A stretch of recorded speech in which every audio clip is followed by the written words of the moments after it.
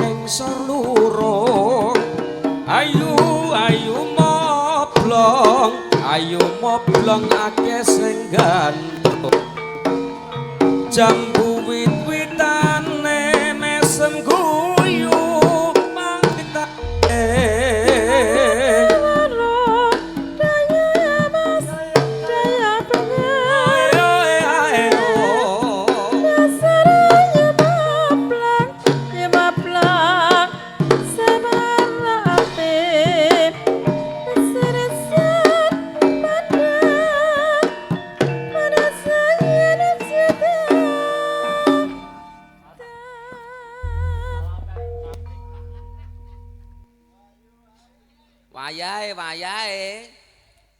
Wayah apa? Ya ampun. Wayah bubuk. Lah, kowe teko-teko karek wayahe ya. Kepiye lah? Ya anjen wis wayahe ya. Wayahe Ji, ya iku lho krungu ta ora? Piye? Kowe mau do manggon endi? Aku manggon nang mburi. Manggon ning mburi ya. Heeh. Sore udan kejiburan aku sobek. Kok iso sobek? Lho lah piye golek nggonan kebek kabeh aku dialah manggon gone Kang Buden kono mau. Kok awon sami piye lah lek nek pojokan malah kaya gurem ngono kok aku. Lho salam dhewe manggon awor pitik angkrem. Salah bentuk piye? Ada nek mbok awak-awaknya lho. Iki lho apa iso? Jek ana sing delok Udel kroyok gurem mbok kon ngawak-awak. Ya lha piye wong anjen sore mau udan. Muga-muga barokah kanggo wong kene kabeh. Nggih, kagem piyayi. Ana tetembungane. Ungkur. Jawah. Ja'ar rahimatullah. Muga-muga rahmate Gusti Allah tumurun ing jambean khususnya dukuh punggur. Ngono ya. Amin, ngono lho, diamini. Amin. Lah iya, saking delok ketoprak, saking penake ora gelem muni amin kok. Ya. Sapa? Iku, saking penake ora bokong entok sing dilunggono kursi. Lah apa? Sak sotang-sotange iso munggah kursi. Iki lho apa kok ngurusi sotang barang lho. Lah iya kebangetan lah ya aduh-aduh kok pati. Pikirku melok kenalan karo masyarakat Punggul kene. Iya. Iki lho Prido Carita. Ah. Muga-muga taun buri ditanggap meneh. Nah. Rune yo ganteng. Lah. Renyite pirang-pirang kok. Menawa isih klebon gurem lambene menawa. Ora ngono lah mergawe wong telu ya aku ra uman mik dhewe. Ana lho mik. Ora usah nganggo mic ya banter suaramu lho. Banter wong ancen awakku lemu ya yu ya. Ah, Ya ora perkara kuwi. Ora kaya kuwi. Ya perkara iki lho lambemu kaya corongan speaker. Ah, kaya tua speaker. kok toa. Nek nyenyek cangkemku kaya toa lek Kak. Wong iku bersyukur. Nah.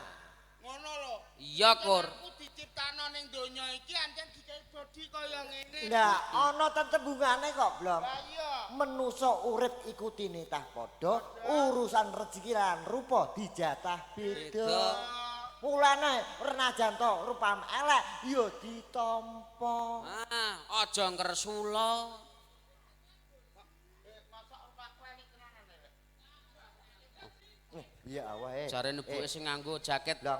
abu jare ganteng. Sing ngarep iki mbae iki mau. Heeh. Sesore ora ngomong, bareng ngomong mak telekit ngono. Iya. Banget eleke. Anjen sampane mboten ngenyek, Mbah, ngepaske. Ora apa-apa lho.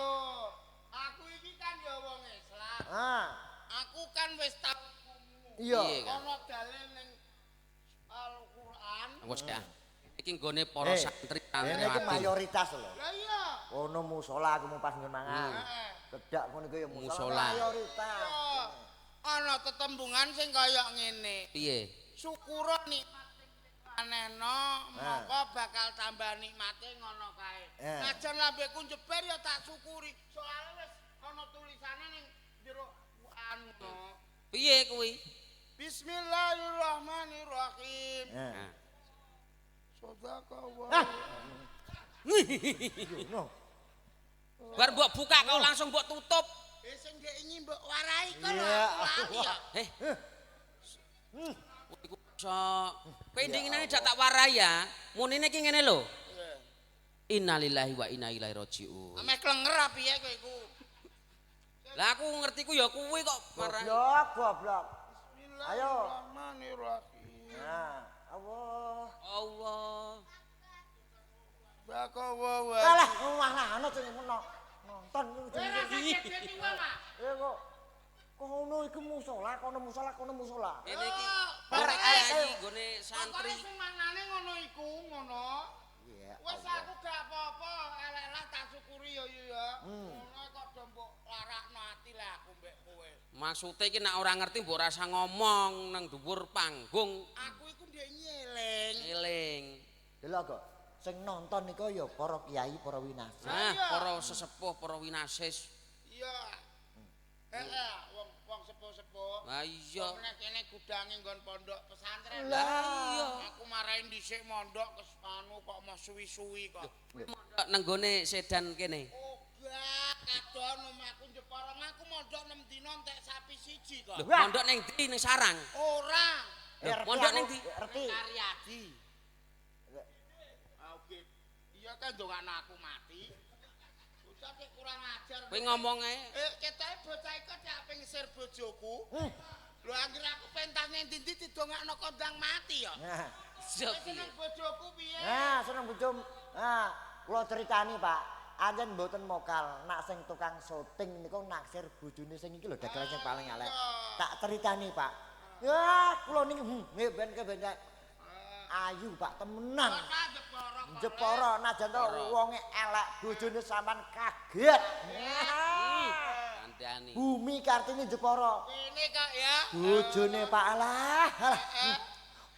Untune mrongos. Iya ta? Bener. Ora apa-apa, merongos-merongos lah kan gak apa-apa. Oh, cangkemmu tak samlu sisan lah. Cok rantek. Kowe iku lho, meneng-meneng kok bojo loro. Lah aku iku ya bingung kok. Delalah kula diganjar loro kok ya dhewe-dhewe bentuke. Dhewe piye? Sing sitok wonge merongos, ora ukur merongos iki ngene. Lah kuwi umpama padu karo kowe piye? Alah wong dingi beras entek tanggapan sepi aku dicelatu bendina. Kepiye? Wong lanang rapat wonge kan merongos. Wis kebuk, Bu, kebuk. Tenan, Bu. Merongos. Merongos lah ra apa-apa. Lah ngene iku mbok Bojoku sing nomor loro kan ayune kaya Dina ya. Nggih. Iki jenenge Dina. iki Dina iki. Nang ya sayang. Nah, Sayang Iku dilalah ya ana cacate kok. kepiye neh? Kula ayu iku dilalah. Piye? Aku ning ngene.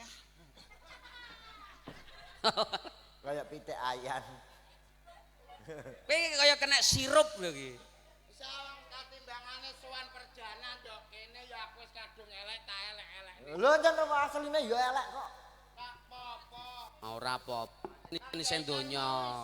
Isek melek ta wis sare. Mas Zainal. Pokoke ning kene iki tasakuran halal bihalal. Nggih. Anak rantu didongakno. Didongakno. Makan selamat, mulai selamat, nggawa rezeki sing waki. Wah, ingkang yang masih ada di perantauan dilawan, mudah-mudahan sukses selalu. Amin. Selamat wilujeng kalis ing sambikala. Wangsul beto rezeki ingkang halal kathah barokah cekap kangge nafkahi sedaya keluarganipun. Khususipun CV. CV apa? CV apa mau jajal? Aku lali kok. Kowe bar mangan tek telung piring lho nang kono mau. Mangan aku gumun kok. Gumone kepiye? Gakno sambel panggang, sambel ra karu-karuan kok. Lho kok ora karuan. Wedhus ora ukur. Nah, Aku yo enak lho Mas. Ora entuk 15.000 iki mau ya Kang ya gatele pik ngene ya. Berarti lah kowe radus. Ora adus tapi lak raup. Lah raup tapi ra nganggo sabun. Lah ora nganggo sabun tapi lak kosokan. Lah kosokan nek nganggo suket. lah. Ancen aku wedhus. Lho malah ngaku. Marani wong nek marani ngaku dhewe kaya wedhus. Ya Allah tani anake. Heeh. Tembok jajal-jajal ndok. Lho, Wedi nggo sawanen, nggo sawanen. Ku anak iya aku ora aku. Heeh, tek dikenek-kenek. Ih, ganteng. dikonokno mau. Wong ngene kok ndimben kok ya mboke mentolo ngemiki. Oh piye le? Mboke nak ngudange, ih gandeng. Yalah. Hah? Iya, ora ketang kaya sapi lah yo nyatane gandeng. Kaya apa jarene? Kayak sapi. Kowe roh sapi? Roh, Tak takon jae. Nah, takono. Roh sapi apa ora? Ngerti? Kena apa sapi cek ngiler? Mergo cangkeme amba, Ora iso. sik mergo irunge amba. Ora iso. mergo Nganu ngeler to. Lambine ireng. Ora iso. mergo ora iso udut. Alah ora iso. Lah apa? Sebabe apa kok sapi kok ngiler? Sebabe apa sapi kok ngiler? Ora iso ngidu. Itu mon sapi dik. Iya ya. Engko nek iso ngidu kowe liwat terus didoni. Ngono. Takoki ku njaluk Nggih. apa iku lho. Heeh. Diaturi lagu. Nggih, matur suwun kalian Mas Jainal. CV Damai Bakti. Batam. Dan nyanyi. Nyanyi apa? Kowe kok nyanyi Aku kok nyanyi. Nyileh mikem tak duet ambek mbak iku. Hah? Aku orang nganggo mic ya banter kok. Pripun? Diaturi Jawa nggih. Nggih. Nggih. Ya ora apa-apa Ah, cerita. Ndek Mbah Kong. sore iku gilirane sing nom-nom. Nggih. Niki Mbah Kong mau udarasa lagu ket sore kok pop nggih Mbah nggih. Nah. Iki umpama sing ngendikan bojone niki mboten ngoten, Mbah. Mesti ngene. Lagu ket mau kok pop ae. Ganti ngono dadut. Oh, jaluk 10-8 yo tayub. Heeh. Kan nyanyi no. Kowe ditunjuk. Nyoh, Wong iki ketek ngenyek aku. ora ngenyek. Kok iso ngenyek iku lho. Aku ora iso nyanyi ya. Menawa ngeser kowe menawa. Piye aku Kenapa gak ngono? mulai lah piye ning kene. Aku tapi kon ngedot. Ora apa-apa wong kene sawahe Kok sahur ombo-ombo. wong kowe posone bar kok sahur. Nggih. 10-8. Ah, sing wetan iki suarane apik, Bu. Niki nuwun sewu iki juara kirok lho, Bu niki, Bu, asline. Aku juara kira aku kok. Asli? Dari belakang piye lek. Tekno piye. Ah, iso nih. Jajal maca. Mosok kalah karo cah cilik. Kira Ya kok. diaturi tayub wis. Kowe ora pengen maca surat apa no? Nggih, diaturi Surat cinta. Diaturi niki kagem Mbah Sepuh. Nggih. Diaturi Geding Tayub. Tayub ditata ben ketok guyub. Guyub. Lah nak tarup. Tarup ditata ben ketok murup. Ah. Nah, iku nak tarup. Lah nggih tarup niku tratak niku lho, Mbah. Ah, nggih. Lah nak ceblong. Anakan kodok. Kodok. Tak kira tak kepanjangan. Oh, cimol. Aku lho wonge santai. Enggak. Ngono. Ayo Ji. Nyanyi wayahe. Nyuwun tindingane Pak Parno. Enjing bidal gumuro saking praja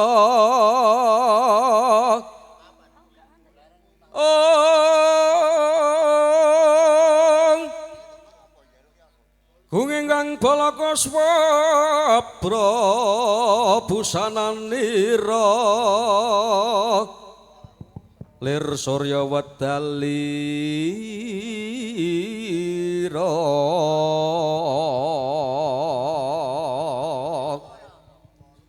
saking caloni diarsa madangi jagat dok mungop-mungop aneng sapucuking wukir mrebab babang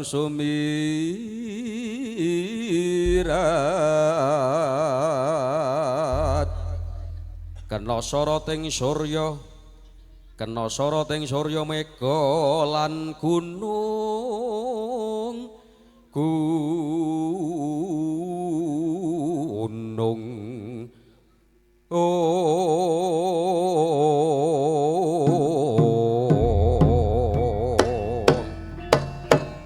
Yo.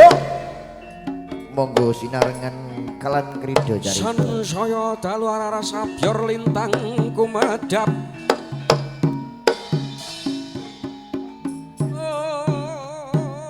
Sampur pisan kucuk panjenipun Mas Jainal.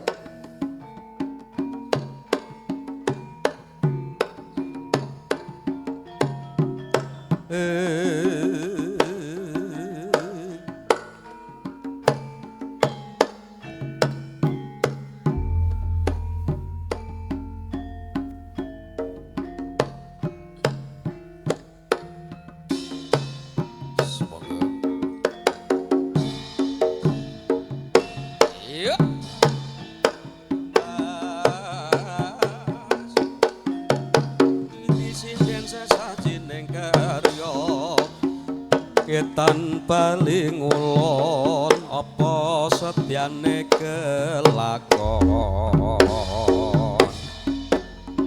Rama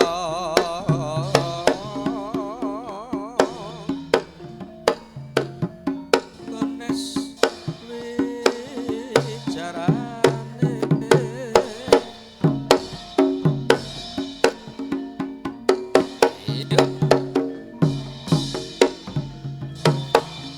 Senda para ukir-ukiran ayu pentrok dadi pikiran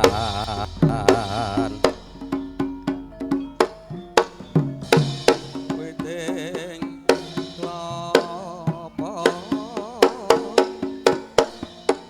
Witing klopo rendane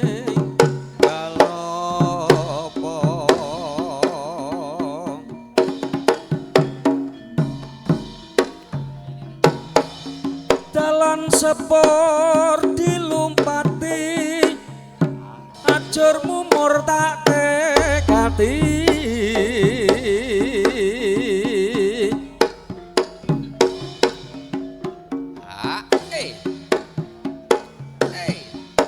Yuk.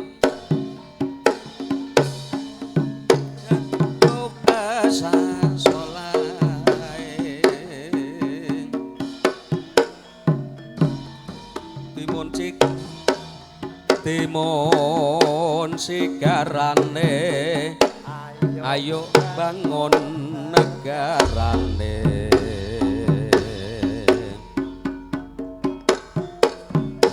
Yuk. Metoke napa Bapak meniki? Dimetoke napa? Manut nggih. Yuk.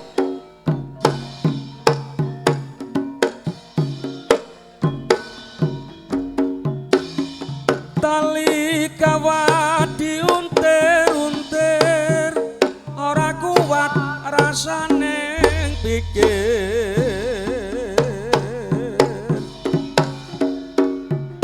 Yuk.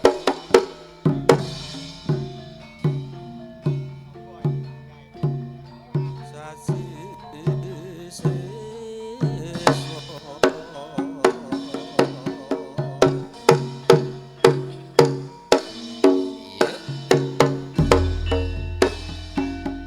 Ketan baling ulon apa setyane kelakon Rama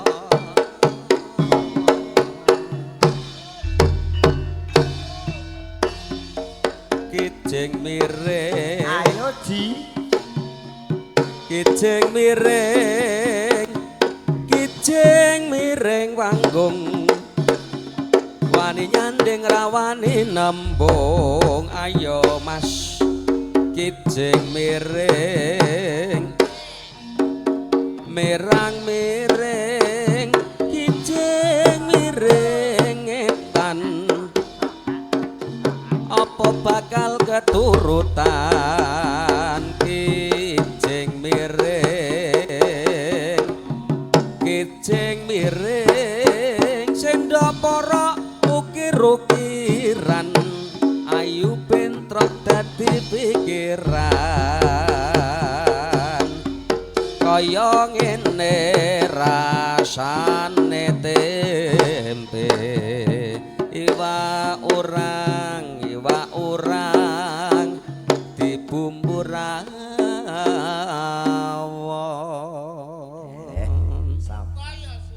Heeh. Heeh. Dhewe iki ya kudu ngerti penggaweane awak. Ngono.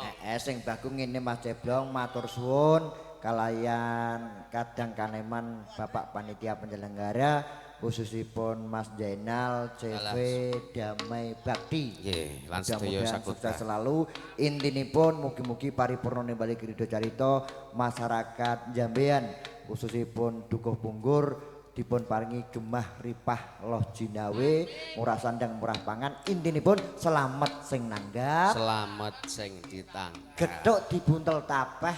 Nek ketoke matuk tanggap meneh.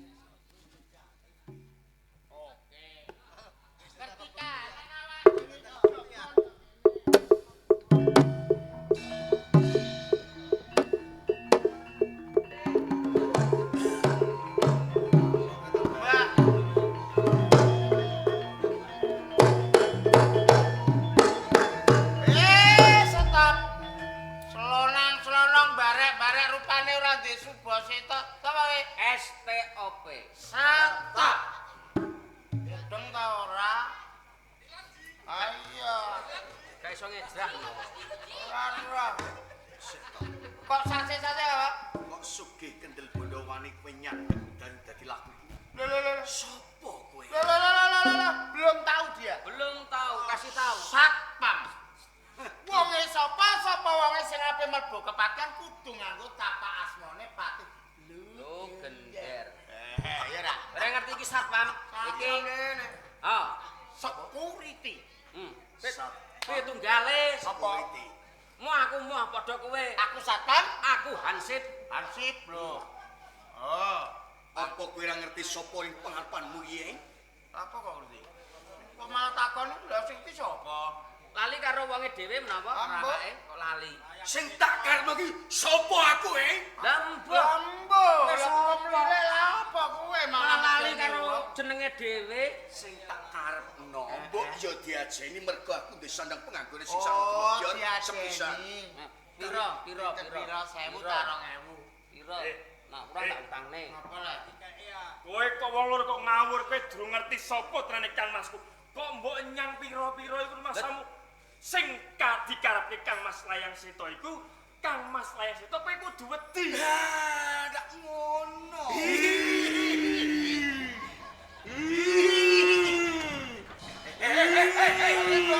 Sing tak karepno kowe ora wedi iki mbok ya aku dideni ra ngono. Oh, Deni. Ya, dino.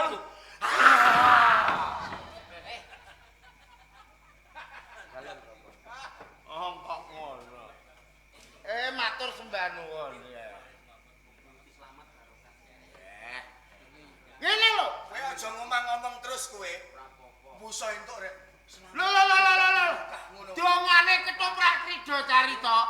Iki kanggo grup nom-noman sing perantuan khususnya Mas Zainal CS. Muga-muga diparingi selamat barokah sekabehane. Ben ngerti kowe iki dikeki piro? Wong kowe iki mung ceperan security dikeki apa jajal piro mau piro kowe, No. Kaya dene nanti balena. Bener nak kowe iki wong ora duwe beda karo iki yo Den Mas Layang Seta. Den Mas Layang Komite. Anak bondo. Putu donya. Ponakane Bang Titil. Iku aja sembrono lho. Apa? Ponakane Bang Titil maksudmu piye? Kowe ora kok. Wis, tapas mosen apa mlebu kepatihan? Apa yang mlebu? Tapas Wis dikeki. Pemuda kene kok jejal ngato ngarepmu ki piye? ngomong am delok. Masuk. Kamarulan. Jenengan ono sabdo Pak Alon. Napa kok Iki lho le ana bocah ape mlebu ngeyel ae wong ora nggo tapak asma. lajeng kersanipun? Sampeyan takoki nek kira ora ngatasi tak atasane lho. Saestu nggih tak Yo. bener. Aku Muni Ngomong. pisan kas ngono. Hah? Apa pengen lambemu nyonyor luwih sik? aku lho guyon. Lho kula nyekseni ngendikane jenengan kados pripun kok? Pak, Lho, ora Apa iku kowe gede kowe gagah? Kowe dadak nantang karo kowe. kowe nek mencicil terus engko numpak truk ora sanggup cek aku kowe. Seman wae lho. Kamu lho. Lho kok mencicil medeni wong kok kowe. Alah ngono aku. Ngono ya ngono aja nangis kok. Lho kowe nutu matane coplak. Kuwi jane apamu ta? Wis to. Kangamu. Lho mbok ora ngoco ora ngilo kowe. ke wedaan ganteng aku diganjar elek bengi iki. Oleh, kakake le. Takon. Kon muni ji ayo Wis ji. jangan rulan awak dhewe ndonga nang kene. Nuwun sewu kisana. Iya. Tamtu kemawon tambu jalaran awit nembis pisan kula mangertos. Sinten asmanipun saking pundi mungkin? Den Mas Layang Sito. Dimas Selayang Sito. Dimas Selayang Kumitir putranipun Rama Patih Lugender sing minal minulya. So ngandel le. Dados putranipun Gusti Patih Lugender. Dipun tepangaken kula Damar Wulan abdi enggal wonten ing kepatihan. Dadi kowe kuwi abdi, kowe buruh ning kepatihan. Lah wong pangkatmu buruh, wae kok ya kowe wani ngalang-alangi Kang Mas Layang Sito, calon ratu Majapahit. Dimas Layang Kumitir. Biar bali ning kepatihan. Sinasta panjenengan putra Gusti Patih Lugender. Katitik kula kedah sinten kemawon ingkang kepengin lumebet wonten ing pidaleman kedah nyaosaken tapak asmanipun Gusti Patih Lugender. Apa asma? Ngenehi ra apa-apa. Wong ngeyel kok Matur percaya kok. Nyapa asma mek. Iya lah wong angel lah karo Aku karo aku malah kaya kirek ngajak Apa asma? Sopo kang dadaran? Kula Damar Wulan. Oh iya, Damar Wulan. Yen pancen kowe kepenginake tapak asmanipun Rama Patih Lugender bakal tak wenehi Matur nuwun. ben supaya marem rasamu. Inggih. Ngatongo tangan. Iki sing mbok jaluk. Iki.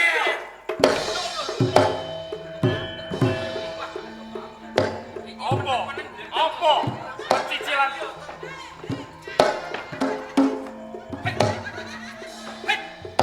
Hati-hati wong.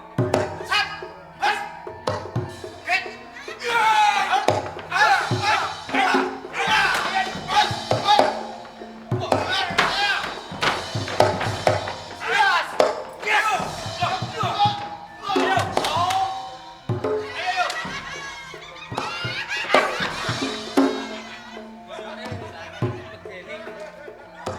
Saged boten.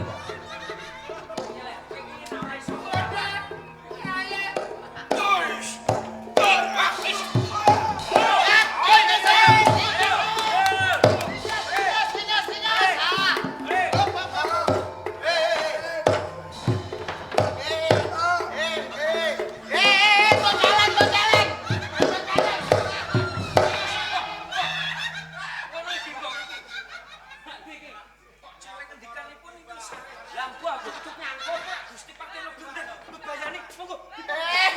Gusti Patih. Monggo Gusti Patih ngapunten. Ngapunten balik munggah, Teh. Aku teh kamu. Ayo penggalih. Kok sih yo. Kok tak undang-undang. Monggo munggah. Seneng ya. Mboten lah. Mboten pegane seneng ya. Mboten. Monggo le munggah. Ayo semua munggah. Piye dene medun ampe rasa menawa. Monggo le jenate. Monggo ngapunten. Monggo ndara-ndara pangapunten kata-kata. Iya. Yang atas mo. Ngapunten. Iso sampean iki lho. Ngapunten. Tua-tua. Ngerti bocah. Bocah do gelut malah do meneng ae. Lah nika ngeyel ya asem. Selamat nyawamu. Yen torono kan diremo wis tak idak-idak sak patene kowe nang. Kula ajeng tidak-tidak lho kok. Lah mlebu ora ana Kanjeng Patih lho. Tak gawe sak angkatan paling dilosor kowe. Piye? Kowe iki nantang-nantang aku. Rawani ralah ngomong. Tidak tenan. Aja sembrono kowe kowe. Santai nek Patih. Ngapunten. Nalikane sowane Damar Wulan wonten pidalem kepatihan kula panjenengan pripun karo sampean? Sapa wonge sapa sing ape mlebu kepatihan tanpa dikeparengake nek mboten beto tapak asma Patih Lugender. Anjir, nika mboten ngeyel.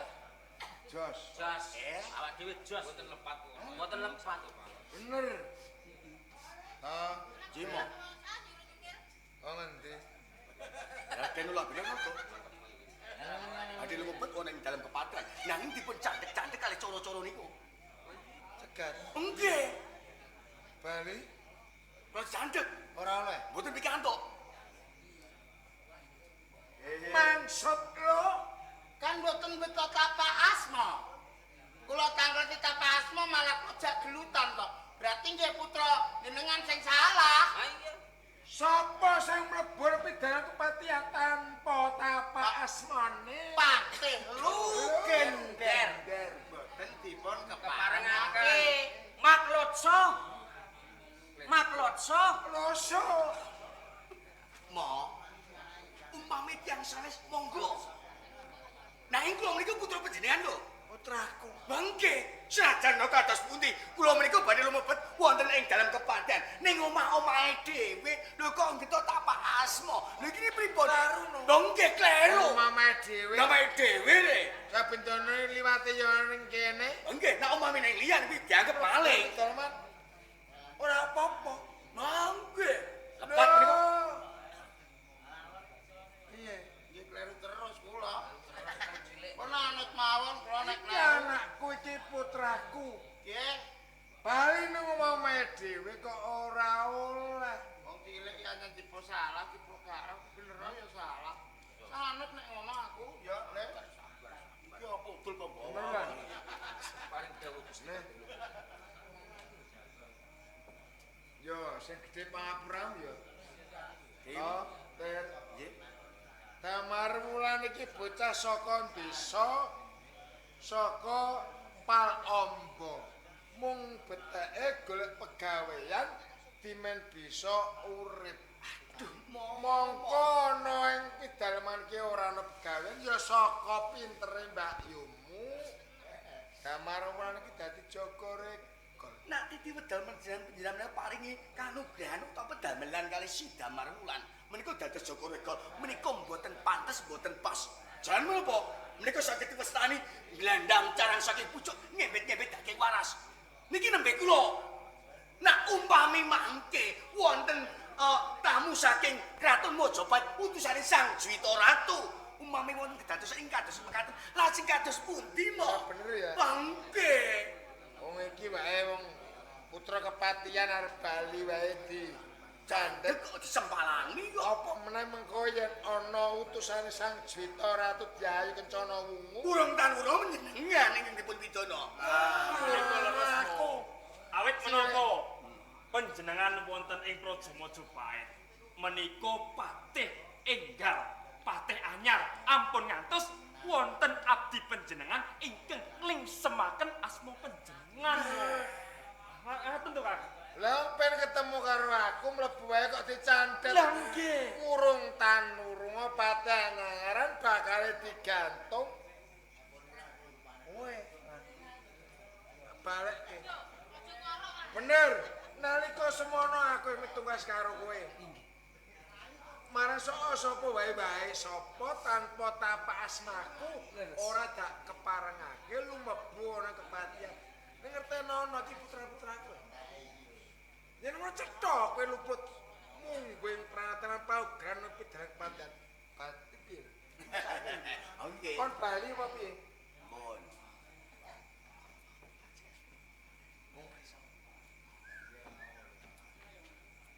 Pak. Ya mbak ibu menemui Joko Rekol menika mboten pas mboten trep. Pantes ya. Ngene, Inggih, Gusti Patih Lugender. kowe luput. Kowe ora pantes dadi Joko Rekol. Wong dadi Joko Rekol wae wis ora pernah ora genah. Nggih. Kowe mulih ana ing Palombo.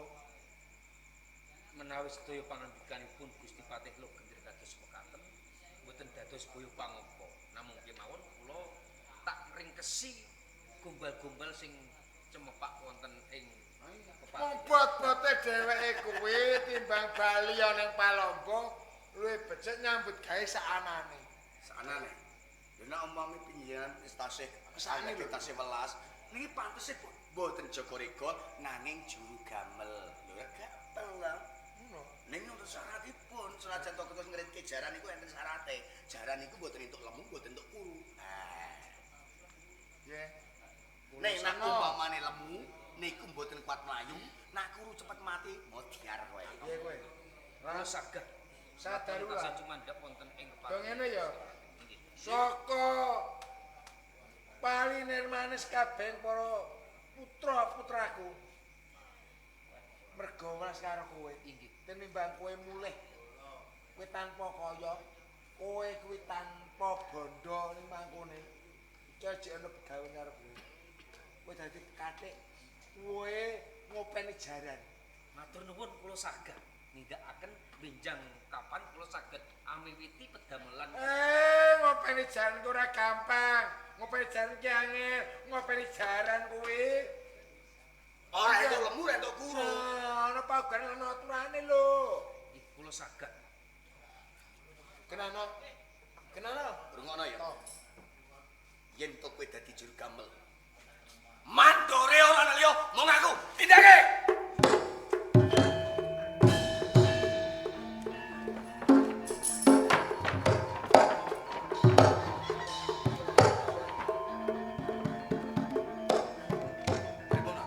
Masuk ki mohon. Nggih. Sing kanggo ngawat-ngawati daman bulan ana ing gedhogan ngopeni jaran kowe lho. Kowe lho ya tanggung jawabmu ya.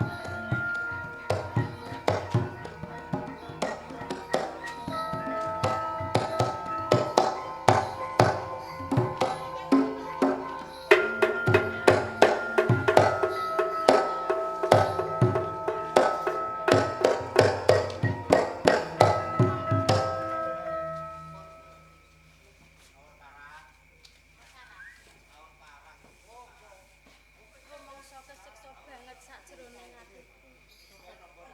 Merga dicumandhakake ana ing taman Puralingga kene. Ana apa diajeng? Ana Kang Mbok. Aja nganti kowe susah atimu. Senajan ana ing Puralingga kene, kowe bebarengan karo aku. Nanging gini ngopo awake dhewe ana ing papan kene diajeng? Ora bisa luwar. Nanging kowe tak kandhani ya diajeng. Anggere atimu sabar, ing mengkone bakal apik. Kados mekaten. Nanging kula menika sampun boten betah lho Kang Mbok wonten. Ora kowe tok diajeng sing ora betah semut Kang Mbok uga. Aku ora kerasan cumondhok ning papan kene. Aku ora betah. Semono aku ora tresna karo Sang Prabu Rubisma Minak Jinggo. Nanging kepiye meneh awake dhewe kapojuk ing kahanan diajeng. Lajeng kados pundi lho Kang Mbok? Ayo memuji ning panguwasaning Gusti wae. Muga-muga bisa luwar ngono ae diajeng. Kang Mbok, Ana apa? teng mriki kula badhe nganakake Kiri sayembara. Ki diajeng tak dungokke. Sapa wae Heeh. sing bisa ngeluari aku dalah Kang Mbok. Yen wadon bakal tak daku sedulur sinarti. Dene kakung bakal tak suwitan. Oh kaya ngono Aku diajeng. bakal sayembara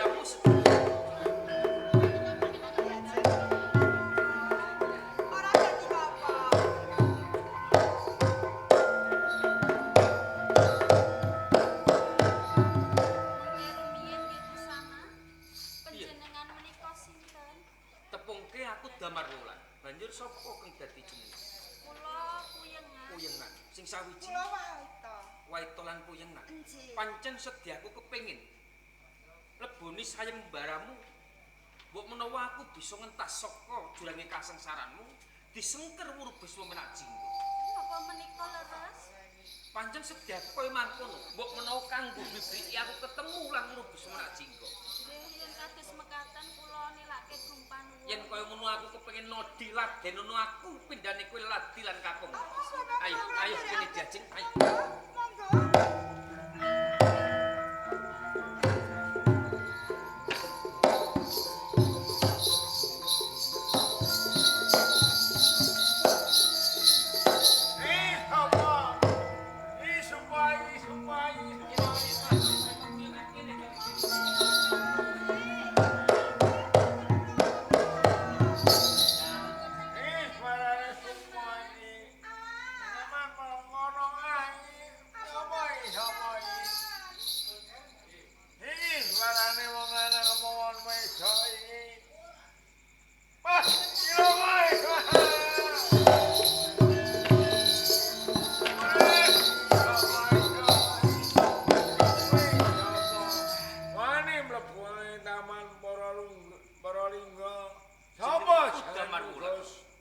Damar Wulan.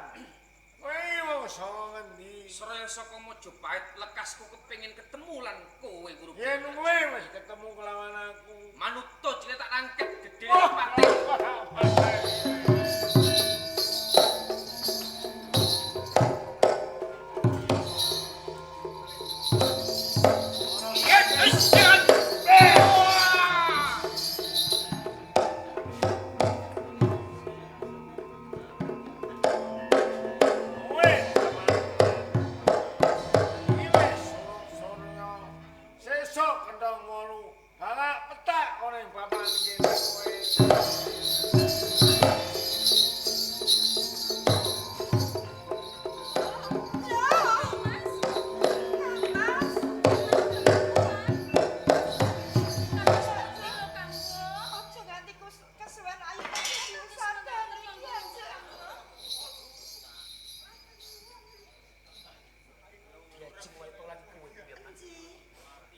Cabar mbengku kepengin entas saka jroning kasengsaranmu awit aku ra bisa kuwowo nadai pusakane menak jinggo. Ngeten nggih, estunipun Minak Jinggo menika nggadahi piandel. Kuwi bener. Menika Wong aku kepengin nodi karo kowe sak karone. Yen setya tuhu tresna lan Damar Wulan, cidranen pusakane urip bisa menak jinggo. Ora nyanyi. Tak ngerti dia jinggo. Ora bisa utawis.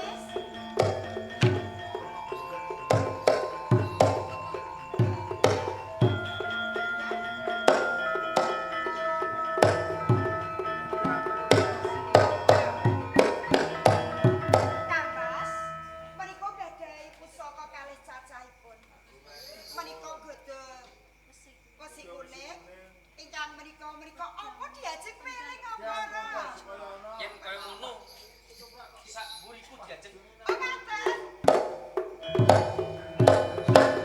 Minak jinggo. Adep kono iki Damar Wulan.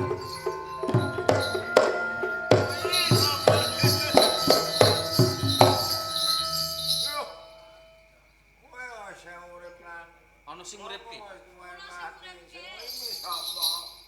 kula sing uripke. Kok iso uripno? Nggih saged. Kowe wong wedok saben becus. Kowe lan saiki wis bisa manuya meneh. Monggo nalika semana wis mekaning pati. Kowe nentang kelawan aku. Kok nggodaya kekuatan apa? Mbok menawa patiku dudu saka tangane Wurbusem menak jinggo. Mung wae sawang. Loh, mati aku.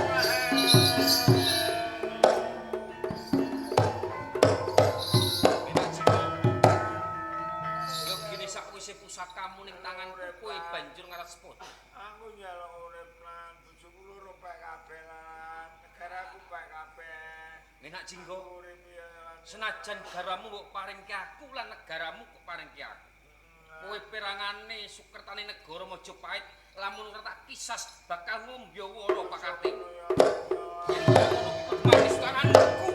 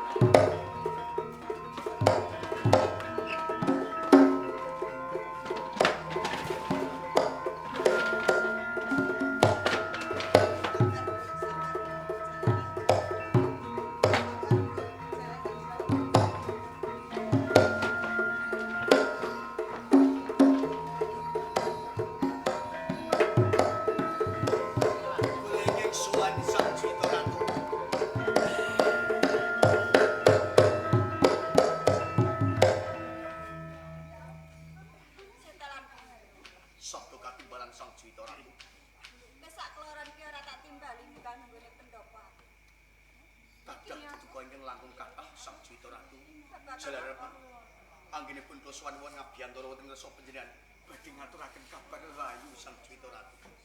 Kabar lelahi. Inji Sapa sing kemekaning pati? boten sanes Senopati Damar Wulan menika seda wonten sak tengahipun. Inji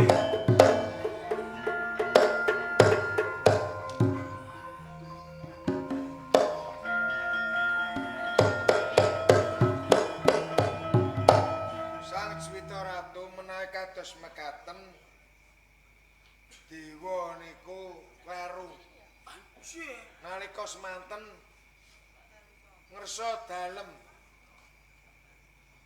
mahat ing asamun wonten ing sanggar palanggatan ingkang saged nentremaken negari Majapahit Damar Sasongko lugunipun Damar Sasongko nggih anak kula menika damaripun pun layang seta sasongkonipun layang kumitir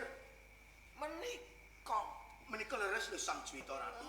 Nanging panjenengan menika ampun alit ing penggalih kagem minangkani satriya-satri negari wonten ing Kratun Majapahit Den Mase Layang Seta Den Mase Layang Kumitir Gatotkaca Antareja wonten ing negari Majapahit titi wedal menika sampun brasta anane dahara wonten ing Kraton Majapahit ingin ditimbulaken Guru Bisma Minakjika. Titi wedal menika sampun tigas jangganipun kanthi bukti menika mustakanipun. Iki sirahe Minakjika. Lah kula mboten trima to umpami Majapahit dipun idak-idak kali Minakjika. Bener. Saking menika Sang Cwita Ratu jumbuh dumateng sabda dawuh dalem.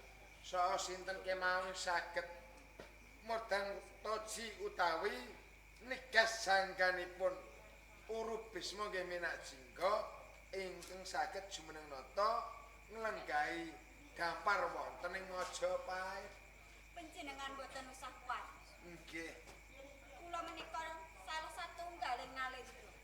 Boten badhe ngucati weca blenjani janji. Nggih. Kok bilih putra panjenengan Layang Seta dalah kumitir ingkang saged wingkas karya. Nanging kula derek pitados. Kula pengen mangertosi. Oh, iya. Napa menika saestu? Menika saestu Sang Juwita Ratu. Menika ingin saged punestani mustakanipun Guru Bisma Minakjingga.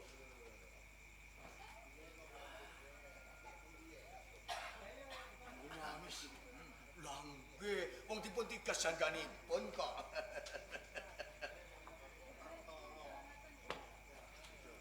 Wis pundi sampun pitados menawi anak kula pun Layang Seta kumitring saged wingkas ing karya nentemraken negari Majapahit nigas jangganipun Urup Bisma Minakjingga. Nggih, Paman.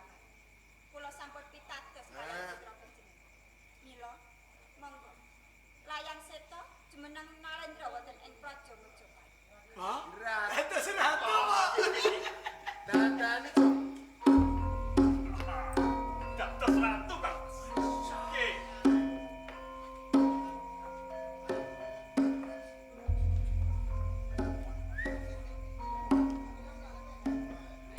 ping telu.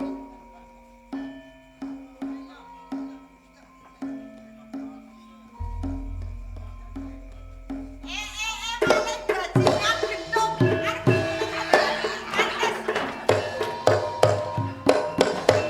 Sampeyan pripun to, Mbok? Apa? Lho kuwi dados ratu kok Sampai sampeyan. setan niku dados ratu. Lho kok panjenengan Ora pantes dadi ratu. Nyun sewu Gusti Ratu. Mangke rumiyin kan Mbok Anjas. Kenging menapa panjenengan menika nglawan dhateng Layang Seta ingkang badhe nglenggahi dampar Maisandanu wonten Praja Majapahit. Ji pangapuntenipun jalaran kula mboten gadhahi subasita. Mong kula punika badhe matur waloka wonten ngersa panjenengan. Estunipun ingkang saged wingkas karya mejahi Urup Bisma Minakjingga menika dadi Layang Seta lan kumitir ing Kakang Damarwulan. Sampeyan ki ampun moyo-moro. Kakang Damarwulan niku sampun sedo. Dipun juweng pandanipun mboten saged dipukum-pukum. Sing kandha sapa nek Kakang Damarwulan? Kasunyatanipun ingin saged brastom niku wong kadang panjenengan kanggo. Oh, kaya ngono. Kakang Damarwulan,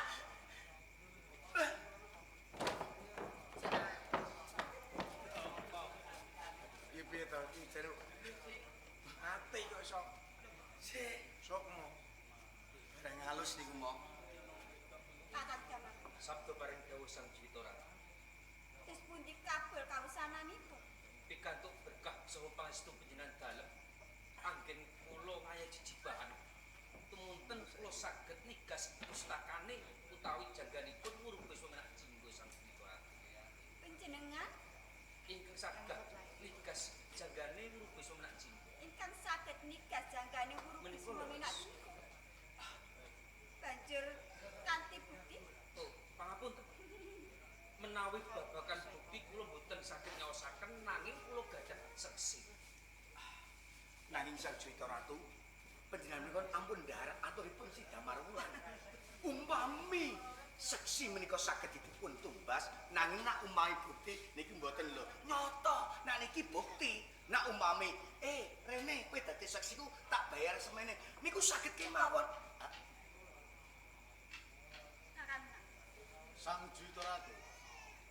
Perkawis menika abad sih. Kula mboten saged ngadili perkawis menika.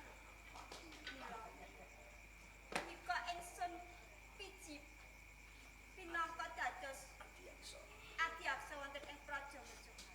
Sendika dawuh. Aja lungguh ya, enak. Ah, nggih. Nggih. Nanging kula mboten saged.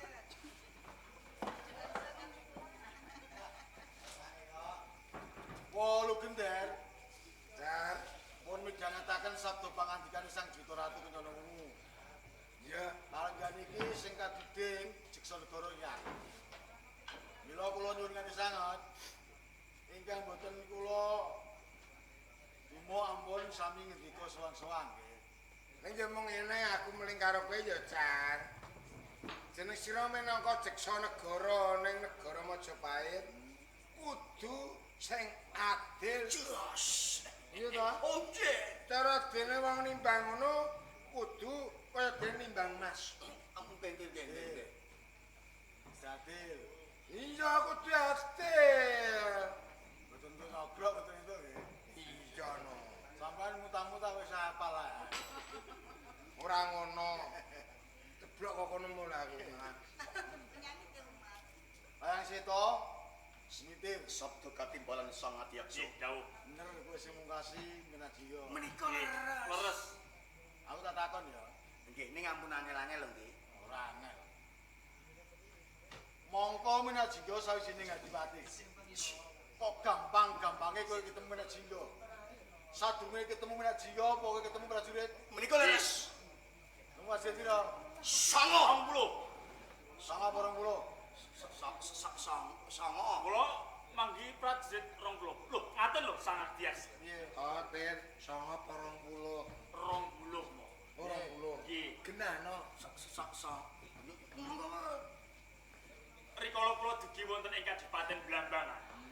Kula niku merangguli prajurit cacahipun 20. Lan Kangmas kula Wayang Seta ugi merangguli prajurit cacahe songo kalih 20 cacahe dados 29. Dikeroyok. Oh, dipun kroyok. Mun Pojata Sikla antemi kula saduki mimpang sedanten boten saged nandingi kridanipun Den Mas Ilang Seta. Den Mas Ilang Seta. Sawising kowe bisa mateni prajurit 29 kowe nglaju. Nggih. Nata latimu ketemu minajiyo. Menika leres. Wis ketemu minajiyo. Sampun. Nang ndi? Aman. Ono kok pawon. Ketok. Enek minajiyo ning pawon iki apa Mas? Do goreng ta. Sampeyan iki menten mawon. Sampeyan iki mboten ngertos. Aku ki jane mau aku menang ning ngrungokke tepungmu kuwi lho. Awon apa ngeten lho Sang Adyaksa.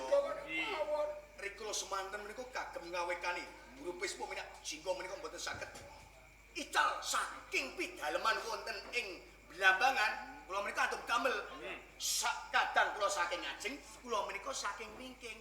Piyambakipun jumujuk wonten ing taman, kula jumujuk ing pawon. Bener, taman ketemu kowe. Nggih, Tanding minajiyo. Sampun kelampahan. Melayu menyang pawon. Nggih, leres. Ketemu kowe. nggih. Kok pateni? Menika leres. Pateni nganggo apa? Tumbak. Pas nak tumbak. Ini sing kompak. Nggih. Menika Pateni leres. tumbak. Nggih. Kok pateni nggo napa? Pokoke Nggih. Gini, Saking bokongipun. padha nek. Nggih. Kersanipun kopak. Mati. Nggih, sampun jak. Sik, kemo jane iki sepel ta ora kemo? Iki tema ta ora? anjen mo. Ngeten lho, caresipun rak ngeten. Monggo Mas. Tetandingan kalian kakadang aku. Iya. Kakadang kula menika rak awut-awutan. Iya. Piyambakipun pame sampun tandang. Menika Iya. pindhanipun manuk serikatan iki nyamber walang. Ngono. Plas. Piyambak boten ngawekani enten ingkang dipun tamani wonten bokongipun. Lajeng piyambakipun mlajar. Mlajar. Bedunduk kepanggih kula wonten pawon. Wonten pawon. Nggih, piyambakipun kesandung jebluk lho. Niki ingkang dipun tamani kadang kula tumbak wonten bokongipun. Kula bleske pancal ambles ya modar kowe Buru Bisma. Ngeten. Kula ngertos yen to Buru Bisma minat jingga pengapesane teng niki lho. Wah, kuwi ora nek bokong. Lha napa? Dicaya kowe ngerti pengapesan iso mati ngajiyo. Oh nggih. Nang pisan meneh ya. Kowe mesti gamblang cetha lan ngajiyo. Nggih, wonten tandingan kok. Saiki piyayi mau coba gagah bagus iki karo ngajiyo gagah nanti kok. Mboten wonten ing nandingi. Mboten ing nandi. Mlakune Mboten wonten cakrahipun kali Buru Bisma. Urung bisa minak jigo menika gagah bagus pideks. mlakune piye coba? Mlakune ngaten. Dasaripun salah satunggaling bupati. Bupati. Gagah pideksa. Piyambakipun mlampah kemawon. Ngaten iki mlampah. Pindhanipun Werkudara. Menika. Nek jinggo kuwi mlakune ngono. Sampeyan iki mendel mawon, sampeyan iki ra mboten ngertos to. Sing tetandingan wonten Blambang mboten sanes Den Mas Ilang Seta. Den Mas Ilang Seta. Mlakune ketok kaya Pak Nano iki. Ora ngono. Ini sampeyan dereng cetha to. Melampahi bupati. Dasaripun piyambakipun berbudi bawa laksana.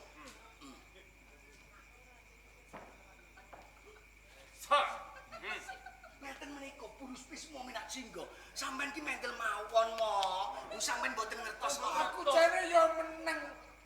Yen aku meneng aku ki ngrungokke tembungmu malah aku malah kudu utah aku malah.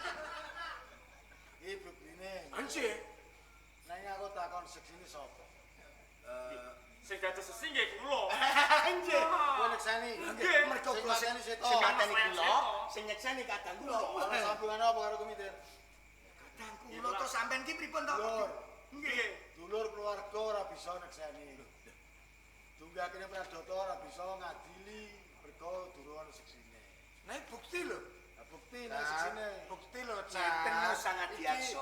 sirahe minak jinggo rupesmo. Umpami dereng jangkep dereng enten seksine. Umami jenengan menika teng mriku sing kula dados seksi nggih sampean, mboten kadang kula. Ku ngentene kadang kula e. Tidak perlu wonten blambangan kalian kadang kula.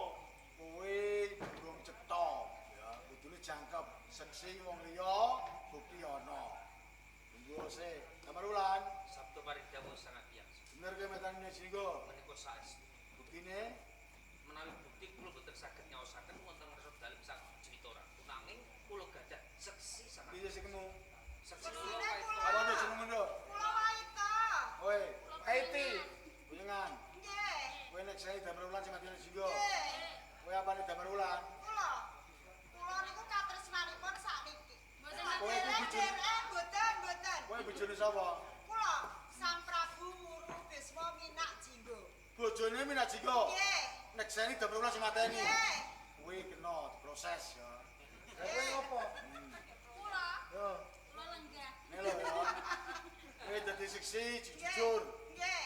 Yen kowe ora jujur, cilaka nang hukuman. Mboten napa-napa. Nggih. Saged dadi seksi. Kuwi Damar Wulan ora bisa nyaoske bukti ning seksi. Ibu koso balini kowe, sira sangat terus bukti ning seksine ora enak. Menika leres. Saiki ngene wae. Aku nyoto-nyoto percaya kowe sing materi Najinggo. Kowe tak du karo Damar Wulan. Neng saya lho sangat biasa. Janjine niki nek mboten enten dudunan to. Ora enak. Nek aku buktiake Damar Wulan kuwi lan kowe iki beda mergo kowe iki bukti ki seksi. Mongko Minajinggo wis sekti mandraguna. Sapa sing ngersi kondang Minajinggo? Ronggolawe Tuban gugur perangan. Bojoku Mintalwati gugur. Nganti aku ngusi Mojopahit. Sindurrejo, Nggawa Kediri, mati. Nek pancen kowe mati Minajinggo kudune bisa menang karo Damar Wulan. Nggih, Neng saya nggih, boleh. nggih. Mboten napa-napa. Matur. Iya. ngene ya, Car. Paugeran pranatan ana ing Mojopahit. Iki jeneng adon-adon iki ora oleh lho, Car. Kok ngedu wong. Wong ngedu jago wae dadi larangane negara. Niki mbuktiaken nek ampun ngantos ning Damar Rajapati. Namung mbuktiaken sing mimpang niku sing saged ngejahi. Pun sewu sangat biasa. Nggih, kula sagah pun du kalian Damar Wulan. Nanging rikala kula tanding kalian Wuru Bisma Minak Jinggo menika, Wuru Bisma Minak Jinggo kok kroyok kalian Kang Mas Layan Sito. Loro. Nggih, niki dinten Damar Wulan napa wantun kok kroyok kalian Kang Mas Layan Sito. Iya, Bener. Kula wani sangat biasa. Kakang Damar Wulan. Diajeng aja. Ora usah ndak wedi siji dikroyok loro. Kroyok telu lah waneni Kakang. Sik. Karo gerangane. Semane. Wah, aku pokon ngeroyok ya masane iki ngopo. Ngaten nggih. Jago tarung botohe sampean sinten? Botohe sampean sinten? Kan Ora jagone kula foto nggih niki. Ya, bae romo kula. aku botoh. Ngene, Car. Botoh nalika nyawang jago tarung. Ora kena melu-melu. Nek ya kudu ono isenane. Halo, boto sing boto. Botoh kula botoh. Soale apa? Ya. Gimana? Mano piye? Purmanu. Upama aku di omah, aku mati kalah. Dadi terpek. Aku nek kalah ninggalke Fatihah. Lumajang upama kowe kalah lumajang dadi terpek. Nek jagone sampean kalah sampean manu sing diburke. Ojo. Aku wis selesai. Bon ampun kuatos mo. Nah, terus.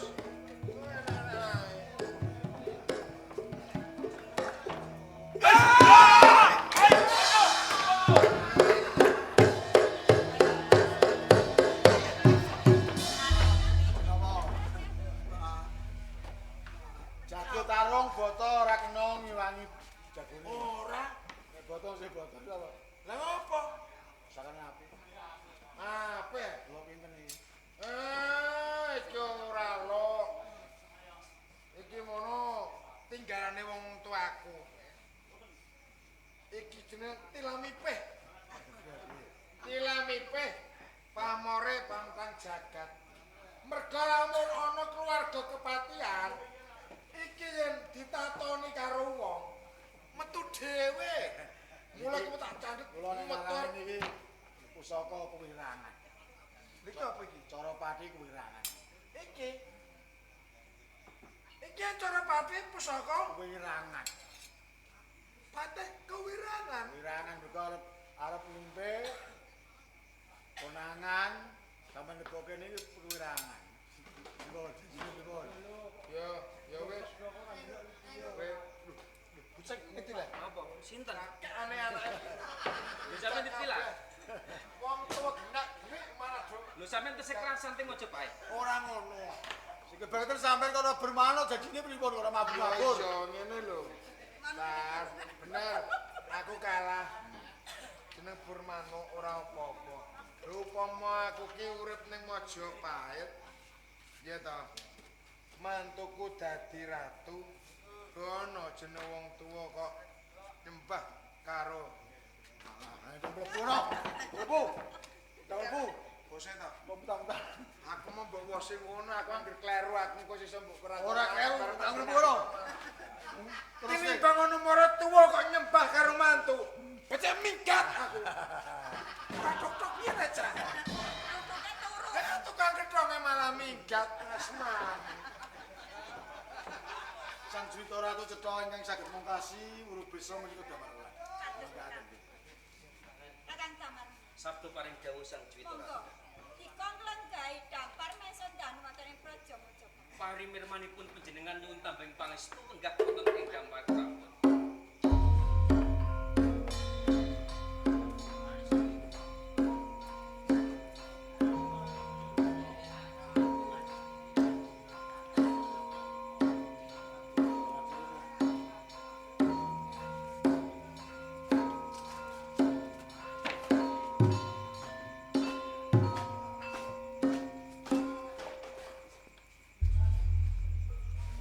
Diajeng Anjasmara. Kakang Damar Wulan. Kakang menak koncar, waitolan puyengan, Nggih. uga sliramu diajeng Suba Siti Kencana Bumi. Nggih kula, Kang. Kanugrahan iki sesanggeman kang abot. Jalaran atase Damar Wulan bocah saka Karang Pradesan disengkakake dadi Nalendra ana ing negara Mojopahit. Kakang menak koncar, mugi panjenengan anyekseni sesampunipun sedane Urubisa nak jingga tertamutu kula ingkang jumeneng dados Nalendra wonten ing negari Mojopahit. Diajeng Anjasmara Kakang Damar Wulan. tak temtokke sliramu ora ketang dadi garwaku sing sepisanan nanging kenggah jajar minangka dadi prameswari ora ana liya Suba Siti Kencana Wungu. Sliramu kudu nglenggana Diajeng. Kula nglenggono, Kang. Ora mung cukup garwaku Suba Siti Kencana Wungu. Pratilane gedhe labuhane wetolan puyengan tumrap Mojopahit ninggalake garwane Urubisuna menak jingga mati saka tangan ingsun. Waitolan puyengan uga tak pundhut mlebet minangka garwaku wong ayu. Sliramu saguh. Saguh kula Tak niki. wayuh ora cukup mung siji loro. Pun mboten napa-napa malah ngentengke gaweane kula. Kaya ngono. Nggih. Kakang menak koncar kula. Diajeng waitolan puyengan Nggih kula. diajeng Suba Siti Kencana Wungu lan sliramu Anjasmara uga melu nyekseni sakwise ingsun dadi pengayoman Nalendra Gung ana ing negara Mojopahit bakal arsa sejuluk Sang Prabu Brawijaya Damar Wulan.